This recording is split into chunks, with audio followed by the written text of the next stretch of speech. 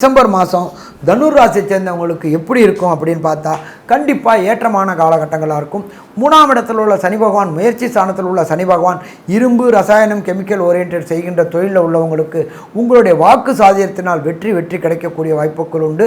4ஆம் இடத்தில் உண்டான கோதண்ட ராகுவால் அந்நிய மாநிலங்கள், அந்நிய மொழி பேசக்கூடியவங்க, வெளியூர் வெளிமாநிலத்தில் உள்ளவங்களுடைய தொடர்பு ஏற்பட்டு அவங்க மூலியமாக தனவரவுகளும் ஏற்பட்டு புதிய தொழில்களை வெளியூர் வெளிமாநிலம் வெளிநாட்டில் தொடர்பு ஏற்பட்டு புதிய தொழில்கள் தொடங்கக்கூடிய காலகட்டம் மற்றும் அதன் மூலியமாக நிரந்தர வருமானமும் வரக்கூடிய காலகட்டங்கள்.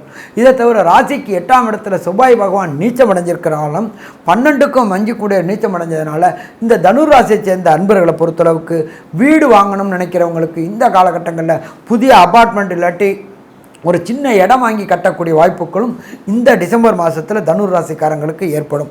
அதே போல் 12ல் மறைஞ்சிருக்கிற சூரியன், புதன், சந்திரன் இவங்களை குரு பகவான் பார்க்கறதுனால சிவ ராஜயோகம் பெறுறதுனால தொட்டதெல்லாம் தொடங்கக்கூடிய வாய்ப்புகள், வச்சதுக்கெல்லாம் விடுவு கிடைக்கக்கூடிய வாய்ப்புகள், அரசு தொடர்புடைய துறையில் இருக்கிறவங்களுக்கு பண உறவும் பதவி உயர்வும் கிடைக்கக்கூடிய வாய்ப்புகள் உண்டு.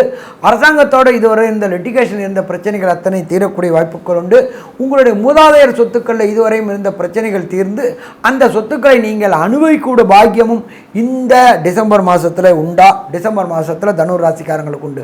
ஸோ மொத்தத்தில் பார்த்தோம் அப்படின்னா டிசம்பர் மாதம் தனுர் ராசிக்காரங்களுக்கு ஆனந்தமான மாதம்னு சொல்லலாமா, ஆனந்தமான மாதம்னு சொல்லலாம்.